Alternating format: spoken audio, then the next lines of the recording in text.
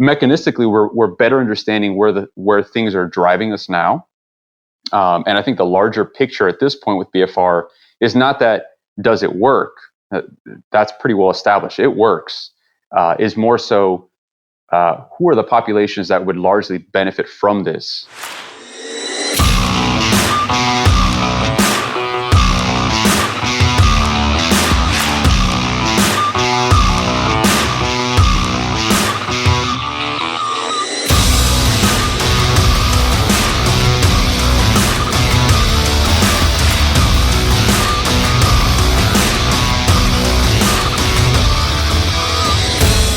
Hey, what's up, ladies and gents? BPAC here, Muscle Intelligence Podcast. Dr. Mario Novo is going to teach us everything we need to know about BFR. What's BFR? Blood Flow Restriction Training. And what the implications are, how it works, should you be doing it, is it safe? What is blood flow restriction? It's literally taking a tourniquet and tying it around your limb, whether it be your arm or your leg, and blocking blood flow to subject your body to a different type of stimulus. So what's the different stimulus? Well, you're literally blocking blood flow, thereby you're creating an oxygen deficit, and your body creates a different response as though it was training in a hypoxic state. So very, very interesting. Dr. Novo is an absolute wealth of information when it comes to the research and the protocols, and this is really interesting stuff. So you may have heard me talk with Dr. Jeremy Linicki on this, and this is 10 times the amount of information I found that we got with Dr. Linicki. And as far as the applicable information, Dr. Novo is extremely, extremely generous with telling us how to do it, what to do, and all the potential implications. So if you're someone who works out, I highly suggest you listen to this because you're going to want to do some blood flow restriction after this podcast, and you're going to want to do it safely. So Dr. Novo teaches us all about that, how to do it, and some effective and intelligent protocols. So enjoy the show and learn some stuff about building muscles with less stress, less stimulus, maintaining muscle with less stress and less stimulus, and also building and maintaining bone. Interesting stuff. Enjoy the show. As our conversation went last time, obviously you're a wealth of information when it comes to understanding blood flow restriction. And first of all, I'd just like to start discussing a little bit about what's actually going on. So, what do we know that's happening when somebody restricts blood, or what are we hoping that's happening? Do we know the definitive mechanism, or are we speculating on certain things? And what can someone expect to see when they go through a blood flow restriction protocol? Well, I think first and foremost, mechanistically, what we're understanding now is that hypoxia is really what is driving a lot of the adaptations, both on the side of the mechanical stress and strain onto the muscle, and as well metabolically speaking. So although we're just starting to scratch the surface with understanding further, let's say, mechanisms that happen on the immune system side of things. So when somebody performs BFR, the first thing they're going to experience is obviously a rate of fatigue that really comes on fast, and that fatigue is going to have them feel like they're contracting just more muscle. So most of my patients and clients will tell me, I've never felt my bicep contract ever that hard. I've been able to connect more so with my hamstring post BFR training. And part of that is, what the fatigue is actually doing. So mechanistically, what the person feels has a lot to do with how oxygen plays a role with energy systems. So when we are performing BFR, we obviously have a gradual but very sustained shift in the availability of oxygen. So again, person has a cuff, they're starting to lift, and very quickly do they start to feel that it's increasingly becoming more difficult to get through, contraction, especially with, a moderate to heavy load. So most of the time, lighter loads are being used. But that drop in oxygen has a direct causality with increasing muscle recruitment, specifically of type 2 motor units. And this increase in the amount of muscle motor unit recruitment, we know does play a role with increasing muscle hypertrophy, more specifically with it inducing more stress and strain at the muscle fiber level. So although you're moving slower, you're still producing more torque demand on the muscle itself. And but metabolically speaking, that drop in oxygen is forcing for these different types of energy exchanges to occur in the muscle, specifically that might even lead to less muscle damage, which is why a lot of times people will initially report some inflammation with BFR. They feel a little sore, but after about 3 or 4 sessions, they're like, man, I don't know why, but I can recover like super quick from each round of BFR. And we think a lot of that has to do with the fact that as you're performing BFR, you're also having like an uptake of fluid into the muscle. It's what leads to that classic pump we know, which is called cell swelling now. Actually, Jacob Wilson has done some pretty good research on that in the past, along with Brad Schoenfield. I think two individuals you've had on your podcast before. And we know that obviously that plays a role with hypertrophy as well, but more so might also play a role with protective mechanisms at the level of the muscle, in that as the muscle fills itself up with basically plasma and fluid, it also drops in its ability to relax contraction, meaning you kind of run out of a lot of available ATP. So without enough ATP, you actually cannot let muscle contract, relax from the contraction. And as a result, you end up with like this acute contracture that's been noted in the literature to be able to sustain torque production while at the same time decreasing like deformation at the muscle. So you can actually see a lot less muscle damage. Not that it doesn't happen, but it happens like at extremely low levels when compared to high intensity training. So I think where we are now, to not, come back to your question more succinctly, is that mechanistically we're better understanding where things are driving us now. And I think the larger picture at this point with BFR is not that does it work? That's pretty well established. It works. Is more so who are the populations that would largely benefit from this?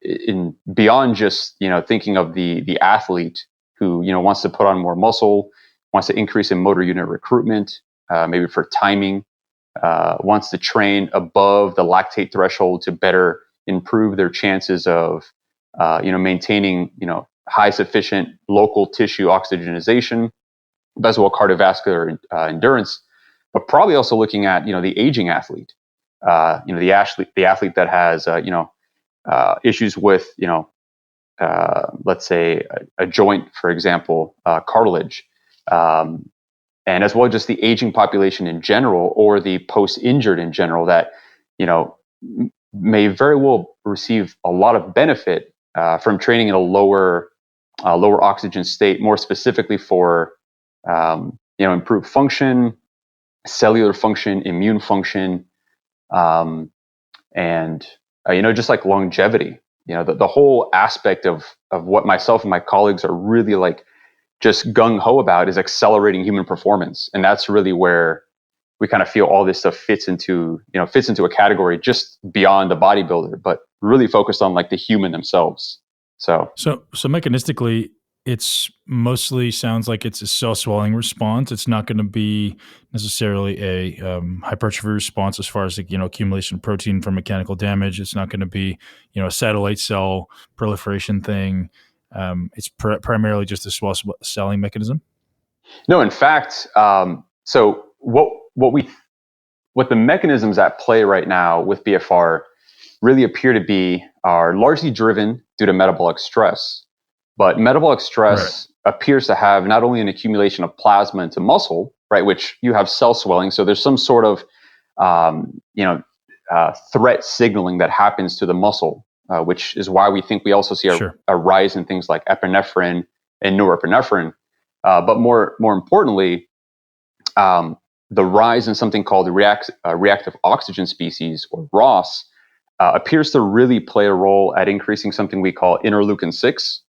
Which is a pro-inflammatory marker after you do heavy lifting, which happens with BFR without muscle damage, but also something called monocyte chemotactic protein 1, or MCP1, which appears to have a large role at regulating neutrophils and macrophages. So basically, we do see that your immune system has a response, and we think that is the underlying characteristic that actually stimulates satellite cells. So you do actually see satellite cell accumulation, proliferation, and fusion to huge levels when comparing high-intensity training versus light-intensity training with BFR. and obviously light intensity training without any occlusion at all. So no, we do see a pretty significant increase in satellite cell proliferation and fusion, which is why we think, especially as participants kind of are a little older, BFR has really done a good job at looking at the untrained, healthy young adolescents, injured, but has also done a good fair amount of work starting from 2015 in the elderly population, more specifically looking at things like sarcopenia. And in these groups, man, there's been some cool stuff to actually show that these elderly people can train for like a good duration of time. And then when they detrain them, they still maintain the same rates of muscle protein synthesis and strength that they had prior. So no, mechanistically, it's much deeper than simply just muscle protein synthesis occurring at a local level. There's also likely a systemic effect that's occurring that can really benefit overall, just living in general, Very interesting. Do you know where the greatest area of research is right now? Like, I'm curious what science is what aspect or what, how they're looking at this, from a performance benefit aspect or from a hypertrophy benefit aspect. Like, where are people putting their time and attention? You know, it's kind of like across the board, kind of divided into like, so one area is bone remodeling. So bone remodeling is probably one of the like hot topics right now in BFR, more specifically because we've actually been putting tourniquets on animals for decades now after fracture, and noticing that just simply decreasing oxygen onto a bone itself that's alive increases this cascade of basically bone remodeling like growth factors. So you see this activation of something called HIF1A, which directly plays a role at increasing capillary networks onto the bone by this thing called VEGF. And again, you see that when HIF1A gets activated, neutrophils get on board, macrophages get on board. The body is already starting to respond to the stress, metabolically speaking, to try to literally just clean up the area, get it prepped for recovery, and then start remodeling. And in fact, like in some animal studies, they'll show that decreasing like weight bearing of like a rat's hind limbs drops something called interstitial fluid flow, which is like the gradient pressure between bone. And inflating a tourniquet, although the limbs are off the ground, increases IFF right back up to like close to where the animal was when they were weight bearing. So we're even looking at the application of tourniquets in non-weight bearing scenarios to actually increase bone remodeling. And in healthy people, specifically elderly people with osteopenia, have actually been shown to reverse osteopenia using BFR in conjunction with other regular activities such as exercise and vitamin D supplementation, calcium supplementation. So that's one area that has a good amount of research going into it. As far as like on the hypertrophy performance side, those studies they're just coming through the pipeline now like crazy. My colleagues and I with the BFR Pros, we probably come across, I'd say, like a good 5 to 8 papers every 2 to 3 weeks, and it's a large bibliography at this point with a lot of attention, more specifically to cardiovascular benefits. Meaning, like you can put tourniquets on and walk on a treadmill and see the hemodynamic characteristics of what somebody would look like if they were jogging or running. And that's largely beneficial for somebody who can't actually jog and run, or more specifically, somebody who's maybe in a hospital recovering, like post-cardiac trauma, who might actually need to have, some additional benefit towards, cardioprotective mechanisms, specifically like, increasing oxygen saturation onto hemoglobin or increasing mitochondrial function so that they can, in fact, make more ATP and sustain more upright activity. And yeah, it's just it's an interesting place to kind of be around right now because although my focus in the very beginning with BFR was like strictly just hypertrophy, like yourself, like a lot of us, in the field that tend to are just like enamored and passionate about muscle. There's just been such an interesting push towards, the the whole side of even how this plays a role potentially with, the future of our species off world, right? NASA has a large amount of money invested into BFR for all these other reasons that we're discussing, not just muscle, but, its role on immune support, bone, heart, and even brain function, potentially maybe even, post-concussion, but might just be something we just use in space. Like our spacesuits might just have, the old spacesuits actually just used to have gaskets that were too tight, like around the arms and legs. And the astronauts would complain they couldn't actually finish their tasks up in space. Inadvertently, they were actually performing BFR.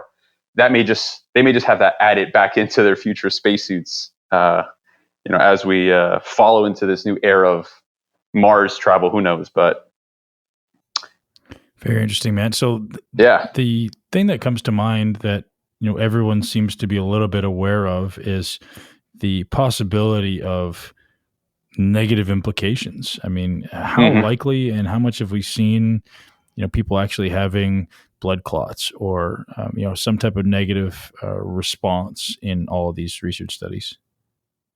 Well, like first and foremost, probably one of the biggest things that people were concerned with when BFR kind of first started to make its way here into the US, more specifically, was actually like muscle damage. Like they were really concerned, like, man, is this actually damaging muscle? Because, when you do BFR correctly, it doesn't feel great. You're not like, with a big smile on your face, unless you're one of like the weird people like me who just firmly understands and appreciates the value of fatigue and failure. I think we would be friends, man. Yeah.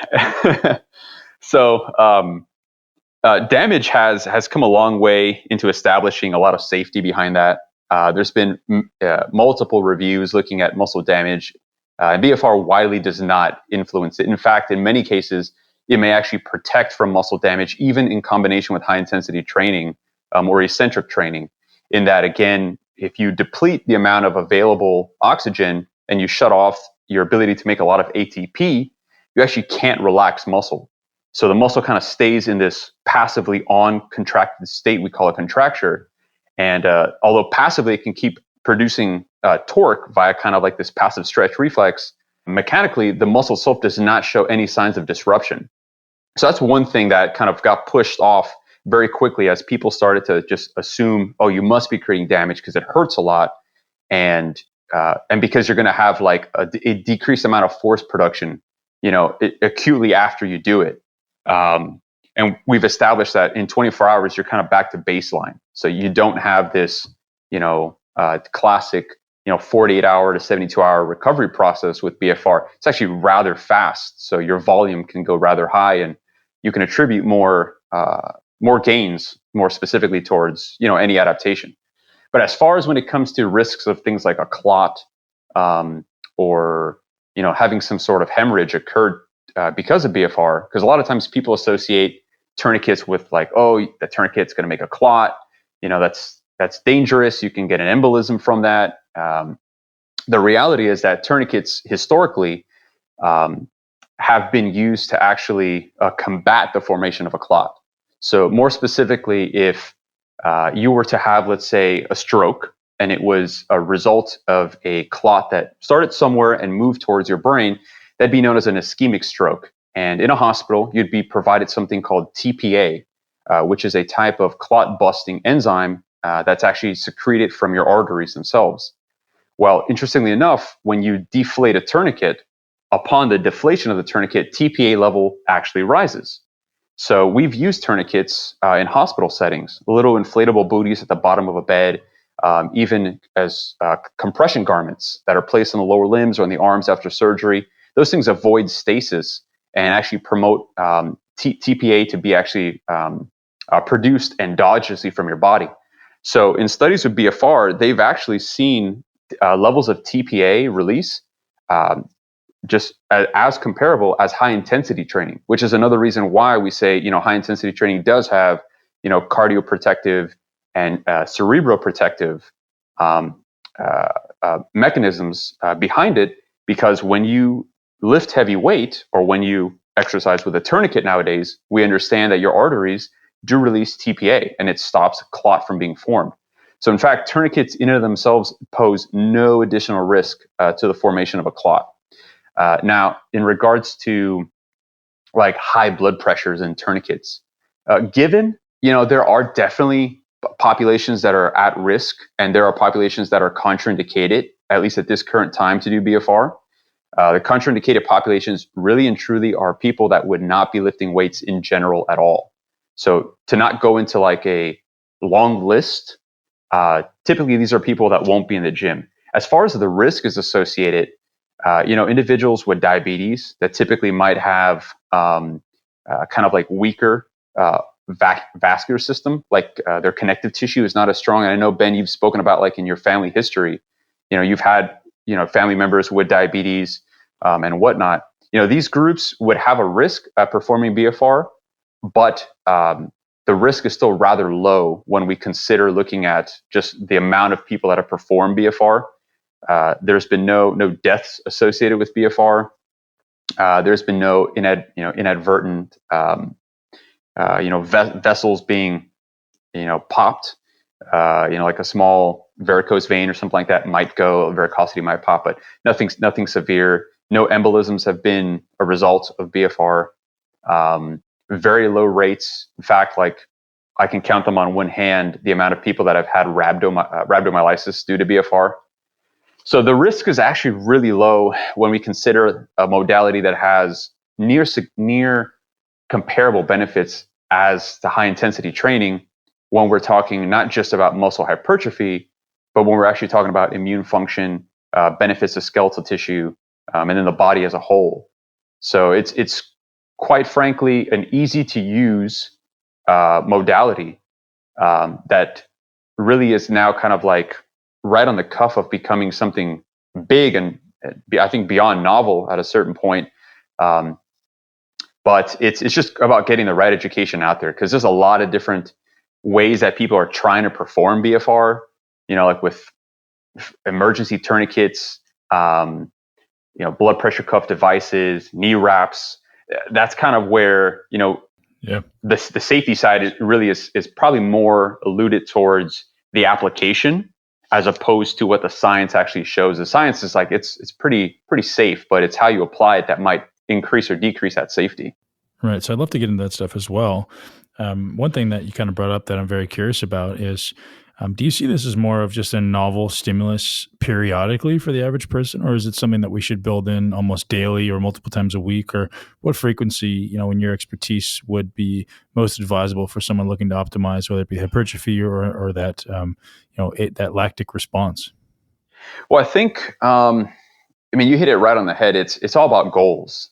The goal itself will define the frequency at which, and even the protocol at which you're going to be applying BFR. So let's kind of put it into context.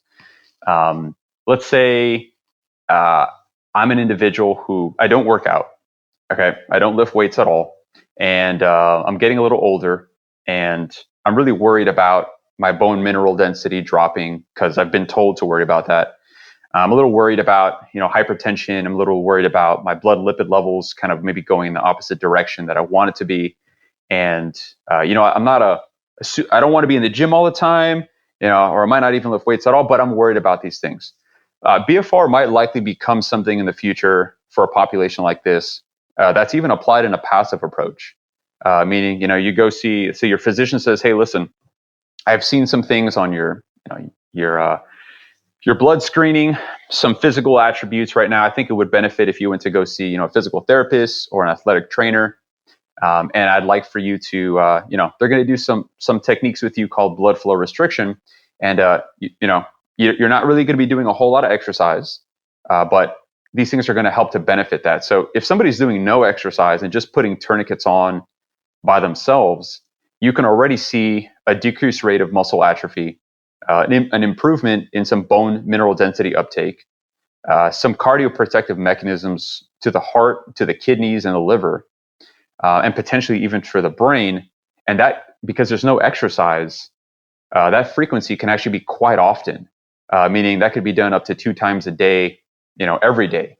And in fact, in some cases where they've studied BFR post-injury, in individuals who could not move, like they're limb immobilized. These guys, they've got a knee immobilizer on, they're in a freaking a cast.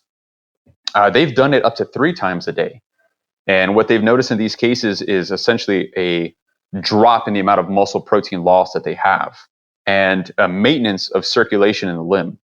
So that all by itself is super beneficial. But because there's no exercise, there's not a lot of what we call like supra metabolic stress, where that's what you see when you perform BFR with exercise. So if we put it into context of metabolic stress, passively there's very little, but you can still receive some benefits from it.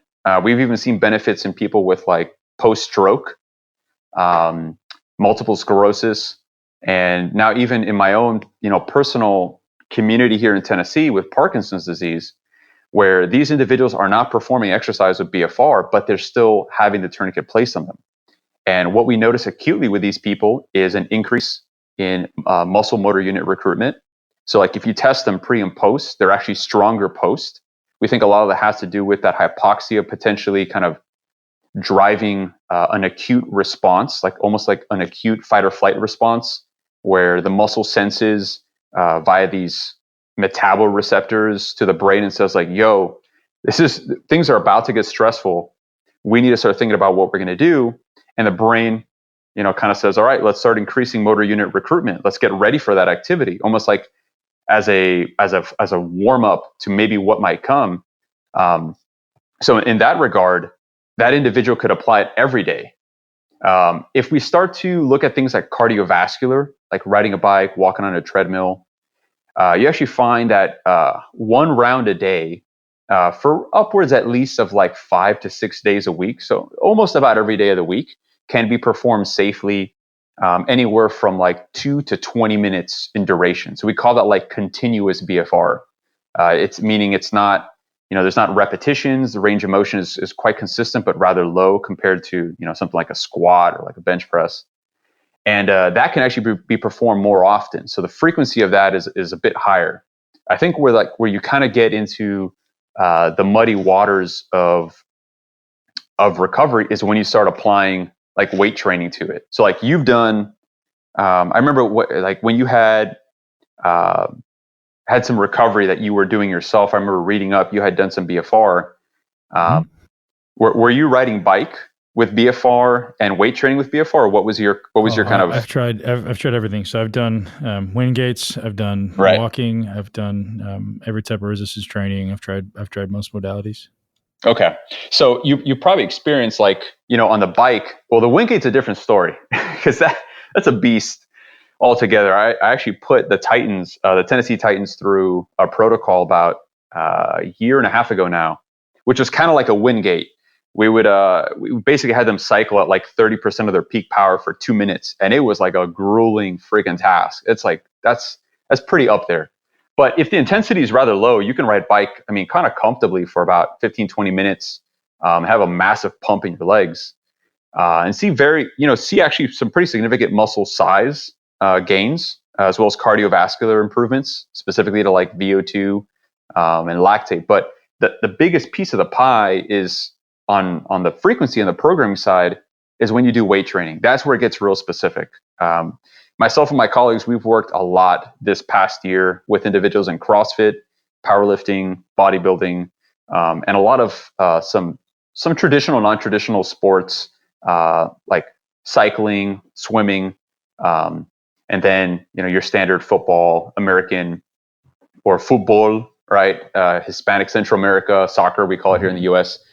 And in each of these programs that we've worked with these athletes, the frequency really can change. So I'll give you a good example. Let's say I've got somebody who's bodybuilding.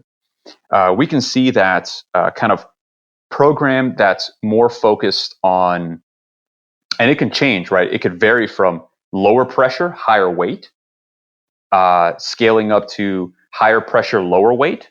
Those things can very much change recruitment patterns. It can change how many reps can be performed.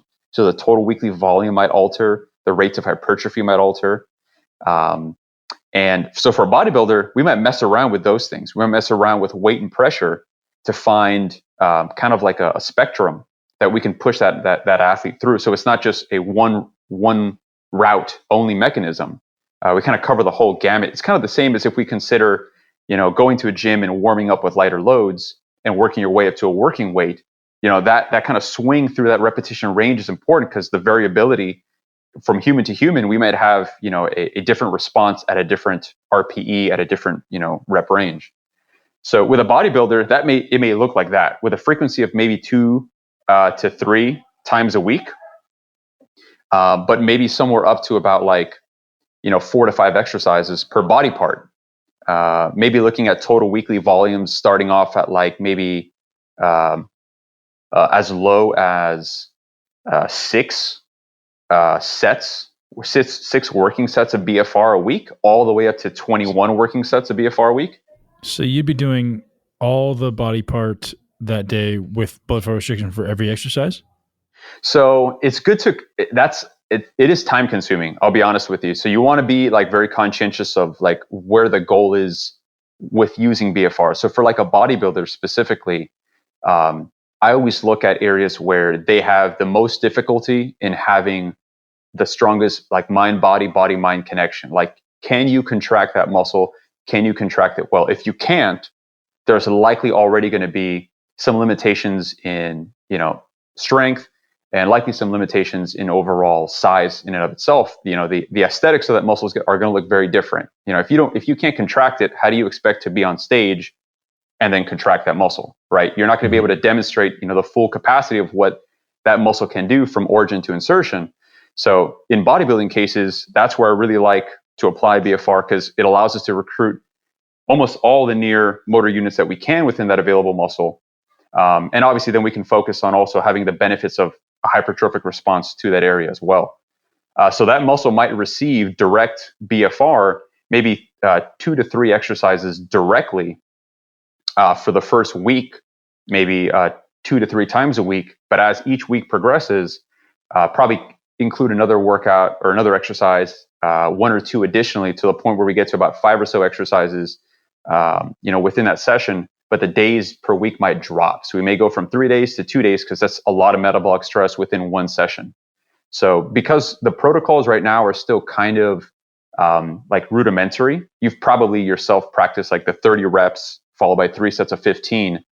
That's kind of a traditional approach for it at lighter weights, but there's a lot of gray area to navigate with that myself and colleagues have been experimenting with in regards to moderate loading and heavy loading. And how are you quantifying your research? For myself, it's relatively subjective, right? And I think I have an idea of what I'm trying to feel or what I'm trying to attain, but some days I'm doing sets of 50 on a leg press, and some days I'm doing sets of 12 with the 15 seconds rest. So is there a way that you're kind of quantifying what you're doing? Yeah. So, when myself and my colleagues approached BFR, it came through a relationship that I had built with an individual who was in the Department of Defense.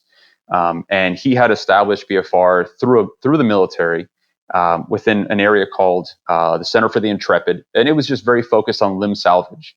And one of the things that he did that kind of pioneered standardization of BFR for me was the utilization of a Doppler. So when you utilize a Doppler, you can accurately measure the amount of something called limb occlusion pressure, or LOP. So LOP is the minimum amount of pressure needed to cut off arterial flow into the limb. So on your leg, it would be measured distally or proximally, and the same as on your arm. That allows us to standardize the amount of pressure needed. So it's not an arbitrary amount of pressure. I'm not increasing by a random number. I'm increasing based off of an actual percentage. So I know what your 100% is. I can now move down and move back up. And based on the amount of percentage, I can have variable effects happen. So if I put you at 100% LOP, meaning there's very little to no arterial flow in, you're likely not going to be able to perform really any exercise. But I might get the benefit that I'm going to increase a lot of other metabolic characteristics, specifically in the bone. So a protocol for bone remodeling might actually use no oxygenization for a short intermittent period of time, roughly 5 minutes. But I can scale down the percentage now where there is arterial flow, and now you can actually perform exercise. And the research has shown us so far right now that upper and lower extremities, they actually are pretty different, with the lower extremities needing much higher percentages of pressure or higher percentages of LOP compared to the upper extremity. So we can be much more calculated and standardized in what we do, in regards that if I say I got 10 people and all of them are performing a squat with BFR at 80% of their relative LOP, everybody's doing 80% of their LOP. So now the subjectivity between person to person, the amount of muscle mass, amount of water mass, fat density, all those things now become a non-issue, because I have put them within a relative, so to speak, bucket. So it's apples to apples. So now when we start calculating things like a percentage of a 1RM, now we can start to have a bit more standardization how we approach BFR, as opposed to just subjectively saying, on a numerical scale, are you a 7, a 7 to 8 amount of pressure? That's too subjective. And we know that for individuals, we might completely miss the threshold necessary to actually see enough metabolic stress to actually impose the demand, impose the adaptation that we want.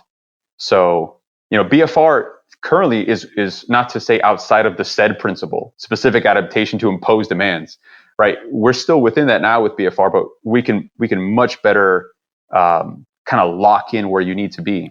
Is there any way of quantifying sort of a minimum effective dose? That's the approach I like to take with training, is like, well, what's the least I can do to get the maximum response? Right. I don't know if that's correct or not en masse, but that's the approach I take, and it seems to work real well for myself and people in my world. And that's ultimately what I'd be looking for with BFR, right? So is there something to quantify that, or is it just simply like every other training where it's, subject yourself to the progressive novel stimulus? Well, right now there's enough information out there to show that when it comes to resistance training, anywhere up to a minimum dosage of 2 times a week, hitting somewhere between a weekly volume of about 6 to 12 sets total is kind of what puts you in a general sweet spot. So what does that look like? If we take the classic BFR rep scheme, 30 reps followed by 3 sets of 15, the first 30 reps is not actually considered your working set. So that means that every bout of BFR is always going to consist of, if we used only that model, 3 working sets of 15. So every exercise equals 3. So in that regard, if I'm trying to hit that weekly volume, I'm likely going to have to perform anywhere from 2 to 3 exercises each of those 2 days for that week. Now, as I increase the days of week I work, obviously the volume increases, respectively to it. And likely also, if I decrease the days I work but increase additional exercises, that does the same. So there is a minimum effective dosage right now, which is basically what I just mentioned. But where kind of the gray area is at with it is understanding how much load to actually use. So like historically, they've used loads like 20% of a 1RM to 30%, all the way up to about 60%. And as we go into those higher repetition ranges of weight, we can see that the pressure can actually come down a little bit, but we're not 100% there yet. So most of the protocols now you'll see will be roughly around 20-30% of a 1RM, 2 to 3 times a week, with anywhere from 2 to 3 exercises per body part per training session, with at least a day between. So you do have at least a 24-hour period to metabolically recover. Because like I said, the first week that you'll do it, you actually do see a rise in pro-inflammatory, like interleukin-6, tumor necrosis factor alpha. And we know that these are basically being released, they're being stimulated as a response to the metabolic stress. We also think that's why we see this huge rise in satellite cell proliferation and fusion right at the very onset of it, because your body really does make the assumption that there is damage. In fact, you even see growth hormone levels and IGF-1 levels spike like way considerably compared to high intensity training, like on average of like 290% increase of growth hormone following BFR. But it's done so specifically to help with collagen synthesis. So the body is really like assuming that, dude, you just freaking got chased by a bear, or like, you just survived the most hellacious 6 minutes of your life. And we're going to start responding to it because it's just a threshold mediated response. You trigger the threshold, boom, you're in it. Your body's going to, right at that point, attempt to try to adapt to it. And where we kind of see, like, to your earlier question, like, should we train with this all the time? Should this only be used at certain parts of training? I mean, at this point, BFR has still been studied in like short periods of, as far as 12 weeks. We need further studies to kind of look at, a year-long training with BFR. Do we see a plateau effect? Because quite frankly, where the research is now, we do see that strength gains happen a little later. Hypertrophy gains actually happen sooner. It kind of flips the regular model that we typically see with weight training, whereas you see like neuromuscular strength go up first. You'll adapt and learn how to move weight better first. And then after, 12, 16 weeks, you'll then have an increase in, muscle protein synthesis. And we've always defined that because there's a lot of damage, revolved around that higher volume training or higher load training, in that it's kind of like you dig a hole, you got to get out of it. Like classically, like John Meadows, one of my mentors in the past, who I write for now, has always kind of put it like a 1 step back, 2 step forward scenario. If you're doing things right, you're always advancing. If you're digging the hole too deep or taking too many steps back, you might be having muscle hypertrophy occur, sure, but it's happening only in regards to help you repair what you damage. You're not seeing any additional, building to that. And so I think if we look at it in the model that we have now, I think it's safe to say that we could perform BFR quite regularly within our actual training. And obviously, strength benefits. Look, if your sport is to be strong and to lift heavy loads and get it from point A to point B, in the most efficient amount of time, BFR is not going to do that for you. But it could be a foundational stepping stone that you can always fall back to. So meaning you train up to a certain point, give your joints some time to relax, switch over to BFR. But equally, we might also see, because there's some early evidence to suggest that BFR, if done passively, like I mentioned before, laying down and not doing any exercise prior to heavy lifting, might actually reduce muscle damage from the heavy lifting, might also increase motor unit recruitment prior to the heavy lifting, and might have some cardioprotective benefits prior to the actual, competition. Let's say if you're a runner, CrossFitter, or whatever, might actually allow you to have improved, cardiovascular function, mitochondrial function, sufficient to actually help you perform a couple percentages better, which, as you and I know, a couple percentages can mean winning or losing. Absolutely. So one of the things you mentioned was this rate of perceived tension, and you mentioned, perhaps 100% on your lower body for bone improvement.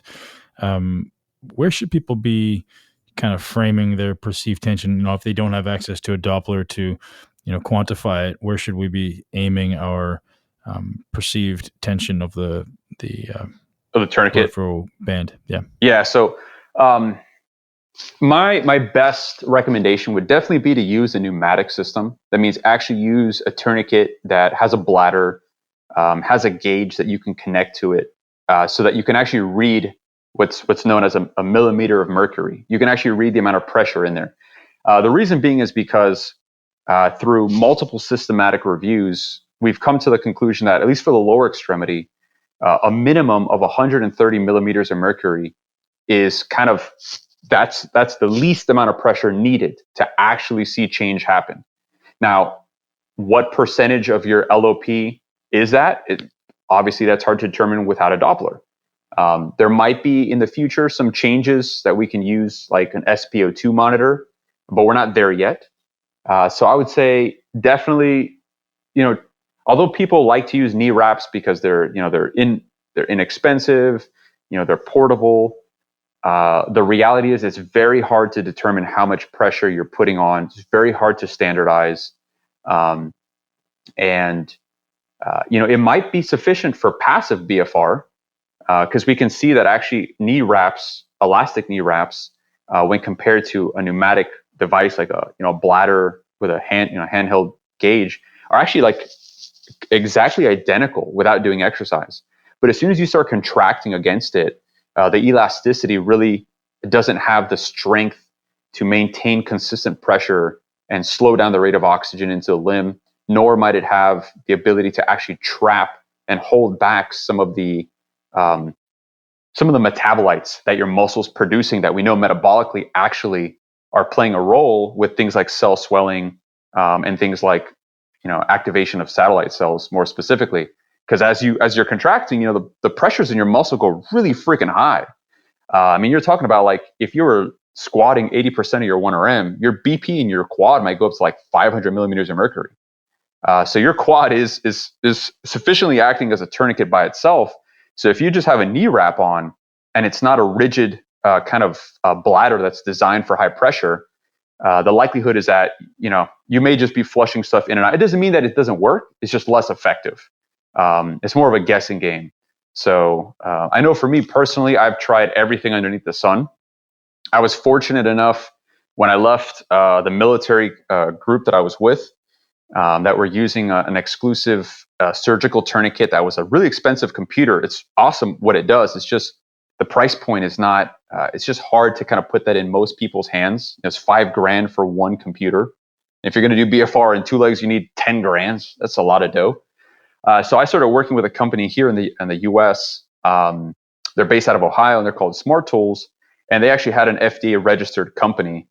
So I went ahead and called them up, and we kind of developed a distributor educator relationship, and helped them to develop what came to be now their Generation 2 BFR cuff, which basically follows all of the same internal workings of that surgical cuff that we had. It's a rigid bladder. It's a nice wide bladder, so less pressure is needed.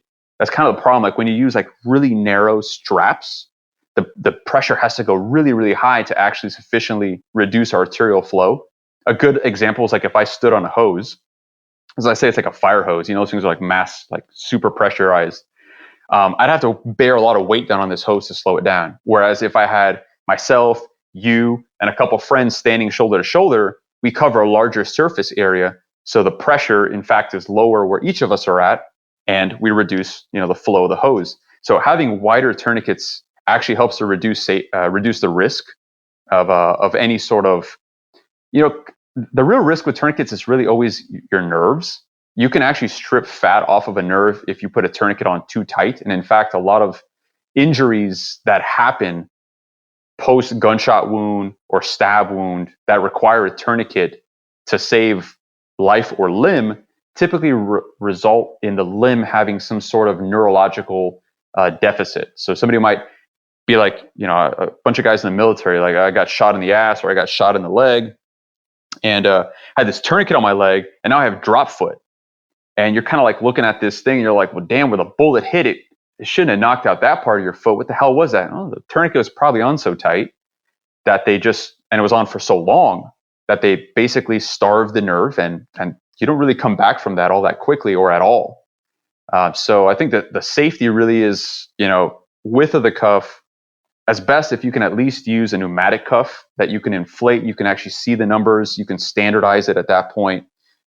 There may still be some subjectivity, because you may be like, hey, I started off at 130 and now I'm all the way at like 200, but now I can't feel my toes. It's like, yeah, probably back off.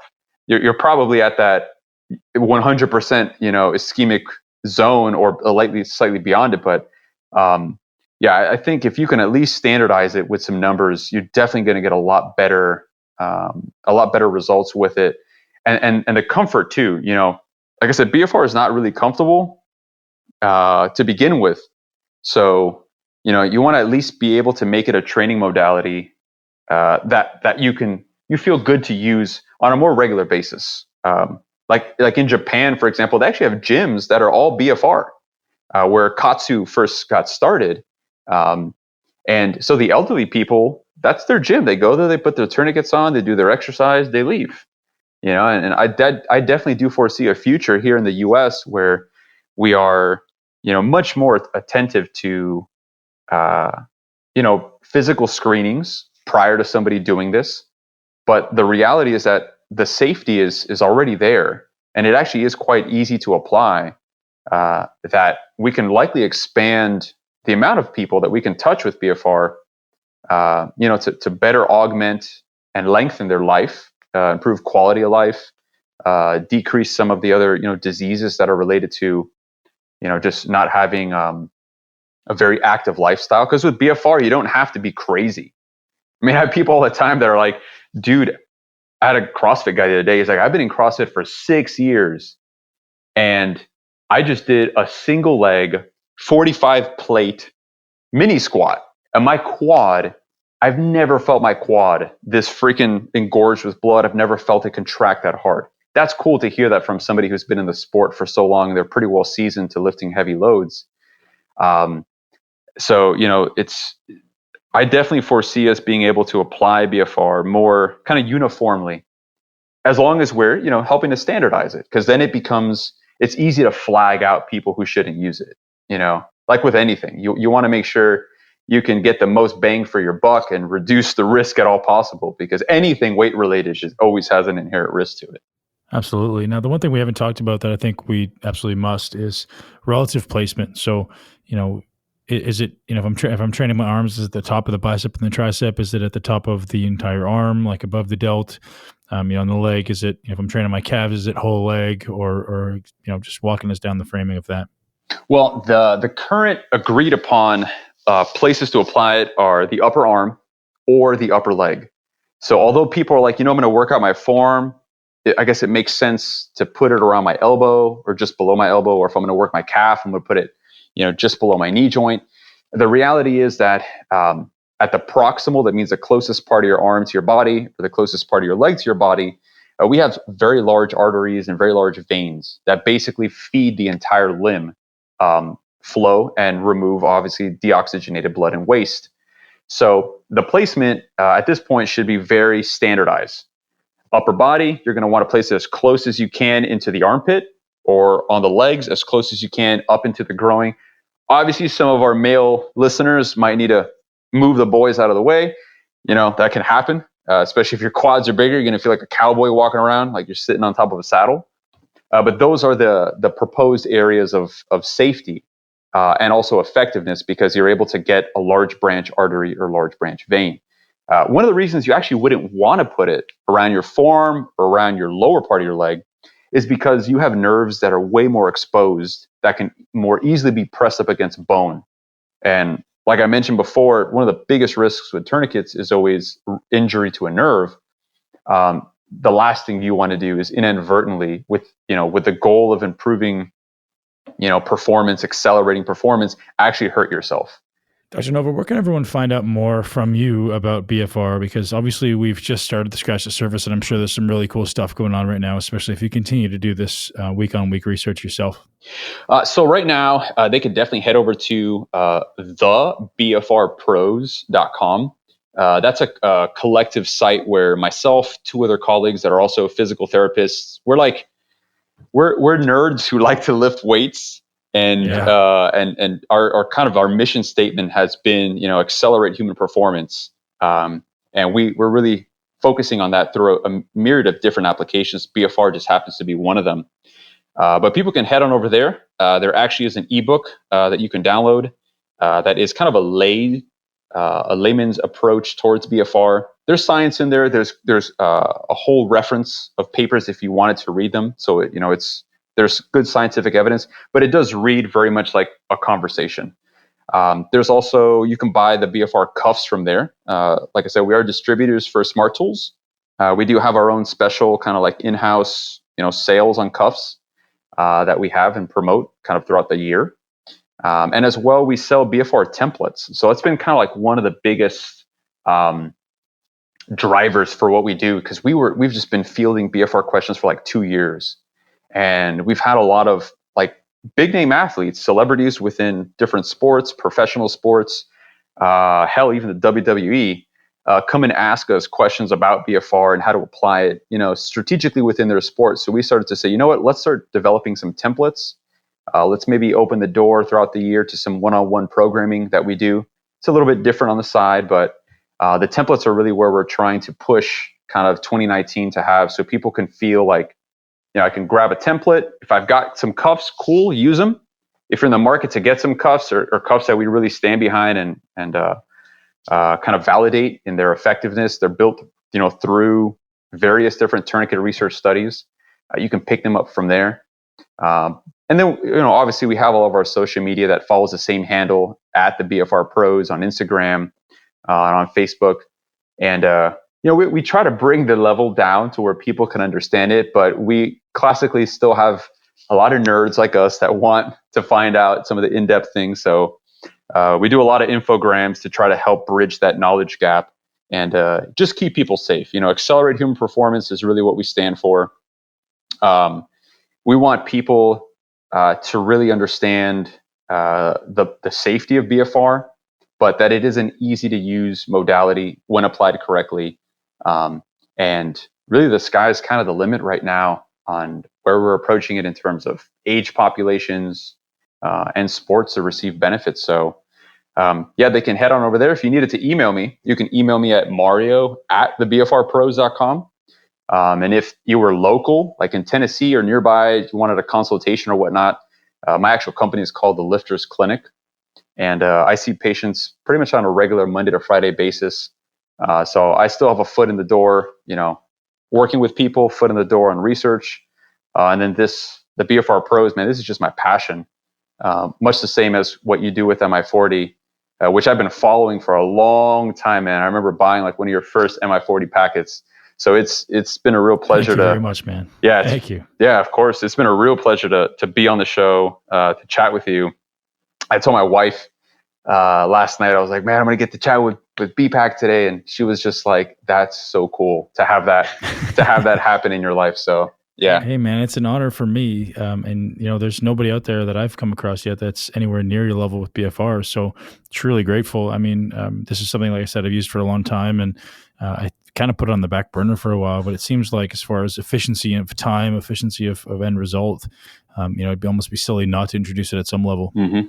Well, man, I got to get down there, dude. I got to get to Tampa. Got to get some of these cuffs on you, leave them with you, and have some fun, man. Well, I will, man. I'll check out your site. I mean, if you've got the best ones and you put your name on it, I'll check it out and I'll pick them up for the gym because, if it's something that has this much data behind it, we have an interesting cohort here, right? So I don't know if you know what I've done with the gym, but we've got 100 members and we've kind of used them as a research study almost. So, we kind of have our finger on the pulse for everybody in the gym, whether it be helping in some way in their training or their nutrition or their, everything, the transformation. So if we could introduce, say 25 cuffs to 25 different people and just almost use it like a research study, it's kind of a cool little opportunity. For sure. And we actually have that kind of same model. Interestingly enough, we've had some other people reach out that have a very small cohort of athletes they work with, where they track everything with these guys to the point where I think it was yesterday, I'd posted a picture from one of our guys that we work with through Atlanta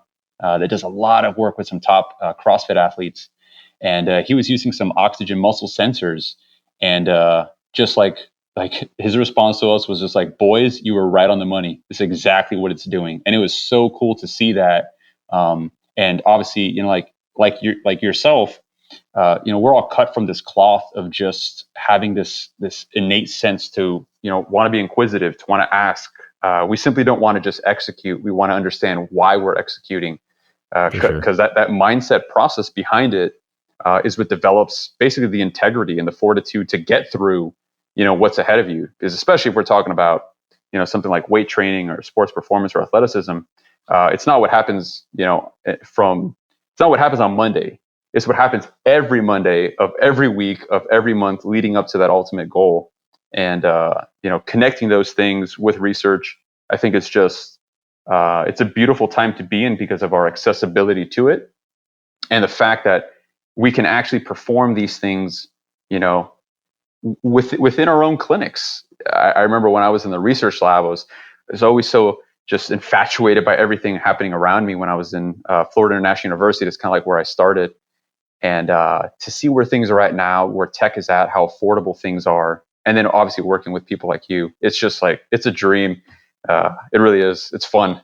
Yeah, man, your passion shows through for sure, man. And I'm so grateful because there's not enough people in the world, or at least not yet, that I've come across that are as passionate about one thing, right? A lot of people are passionate maybe in general in life, but don't have their precise focus. And, a focused person with that, your passion is a huge asset to the world. Well, I think I do appreciate that, man. It's it's gotten me this far in life. So I think I'm doing something right. Yeah. Don't ever change.